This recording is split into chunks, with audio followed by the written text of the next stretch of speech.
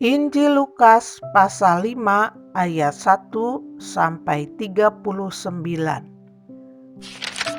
Penjala ikan menjadi penjala manusia. Pada suatu kali, Yesus berdiri di pantai Danau Genesaret. Sedang orang banyak mengerumuni dia hendak mendengarkan firman Allah.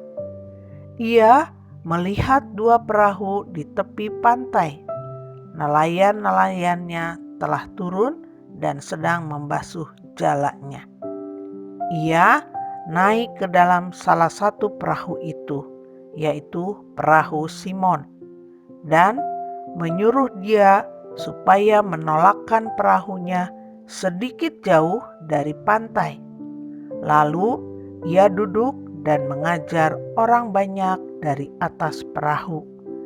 Setelah selesai berbicara, ia berkata kepada Simon, "Bertolaklah ke tempat yang dalam dan tebarkanlah jalamu untuk menangkap ikan." Simon menjawab, "Guru, telah sepanjang malam kami bekerja keras dan kami tidak menangkap apa-apa. Tetapi karena Engkau menyuruhnya, aku akan menebarkan jala juga." Dan setelah mereka melakukannya, mereka menangkap sejumlah besar ikan, sehingga jala mereka mulai koyak. Lalu mereka memberi isyarat kepada teman-temannya di perahu yang lain supaya mereka datang membantunya. Dan mereka itu datang. Lalu mereka bersama-sama mengisi kedua perahu itu dengan ikan hingga hampir tenggelam. Ketika Simon Petrus melihat hal itu, ia pun tersungkur di depan Yesus dan berkata, "Tuhan, pergilah daripadaku, karena aku ini seorang berdosa." Sebab ia dan semua orang yang bersama-sama dengan dia takjub oleh karena banyaknya ikan yang mereka tangkap. Demikian juga Yakobus dan Yohanes, anak-anak Zebedeus yang menjadi teman Simon. Kata Yesus kepada Simon, "Jangan takut, mulai dari sekarang engkau akan menjala manusia." Dan sesudah mereka menghela perahu-perahunya ke darat, mereka pun meninggalkan segala sesuatu lalu mengikut Yesus. Yesus menyembuhkan seorang yang sakit kusta. Pada suatu kali, Yesus berada dalam sebuah kota. Di situ ada seorang yang penuh kusta. Ketika ia melihat Yesus, tersungkurlah ia dan memohon, "Tuhan, jika Tuhan mau, Tuhan dapat mentahirkan aku." Lalu Yesus mengulurkan tangannya, menjamah orang itu dan berkata, "Aku mau, jadilah engkau tahir." Seketika itu juga lenyaplah penyakit kustanya. Yesus melarang orang itu memberitahukannya kepada siapapun juga dan berkata, "Pergilah, perlihatkanlah dirimu kepada imam dan persembahkanlah untuk pentahiranmu persembahan seperti yang diperintahkan Musa sebagai bukti bagi mereka." Tetapi kabar tentang Yesus makin jauh tersiar dan datanglah orang banyak berbondong-bondong kepadanya untuk mendengar dia dan untuk disembuhkan dari penyakit mereka. Akan tetapi, ia mengundurkan diri ke tempat-tempat yang sunyi dan berdoa. orang lumpuh disembuhkan.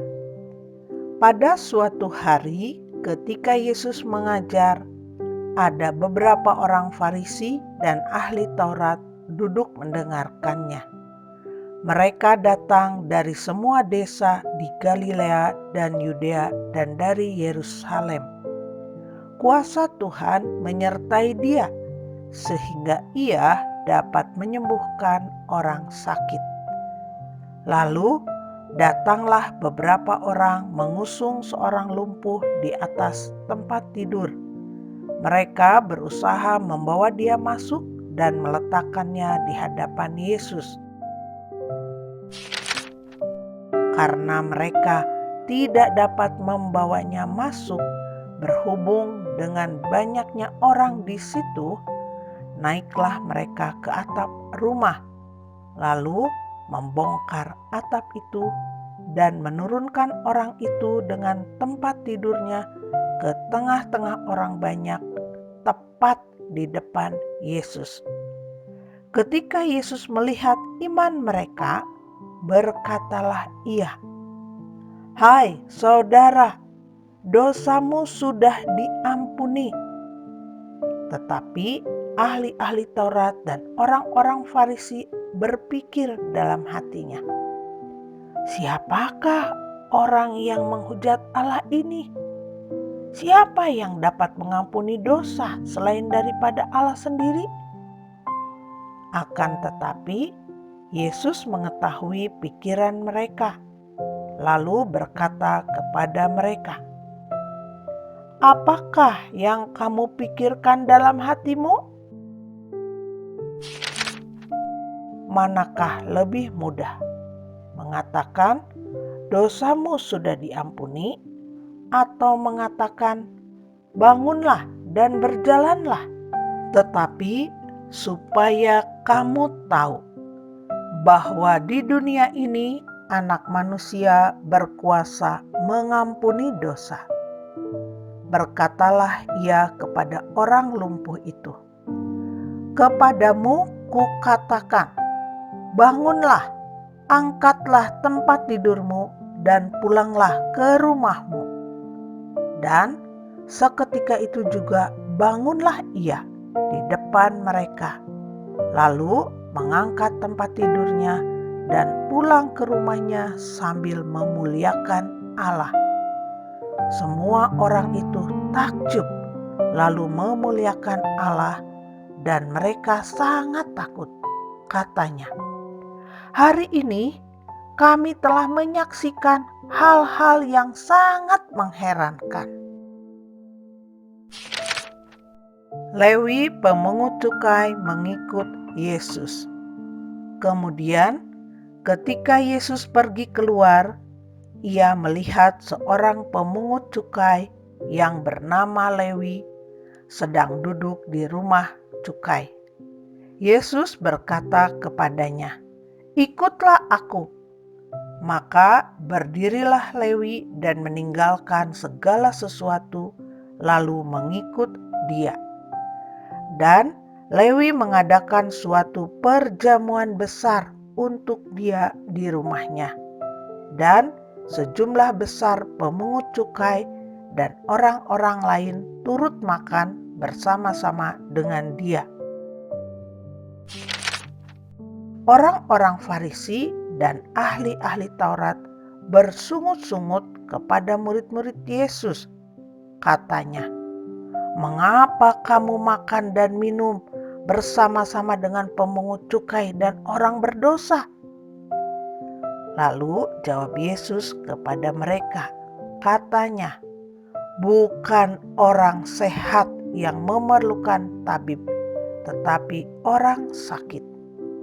Aku datang bukan untuk memanggil orang benar, tetapi orang berdosa, supaya mereka bertobat."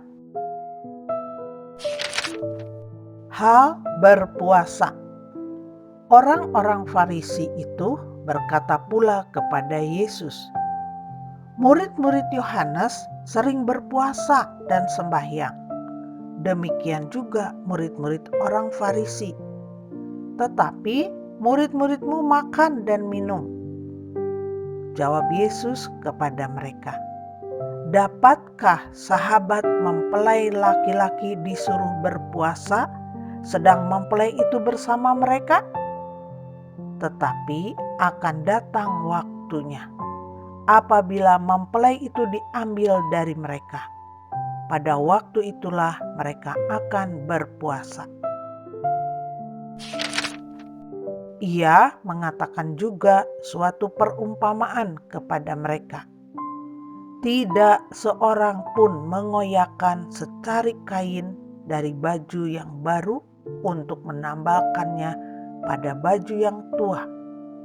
Jika demikian, yang baru itu juga akan koyak, dan pada yang tua itu tidak akan cocok kain penambal yang dikoyakkan dari yang baru itu.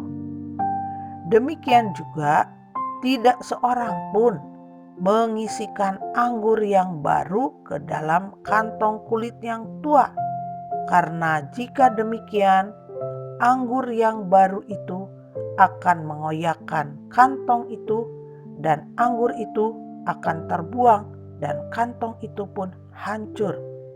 Tetapi anggur yang baru harus disimpan dalam kantong yang baru pula. Dan tidak seorang pun yang telah minum anggur tua ingin minum anggur yang baru, sebab ia akan berkata, anggur yang tua itu baik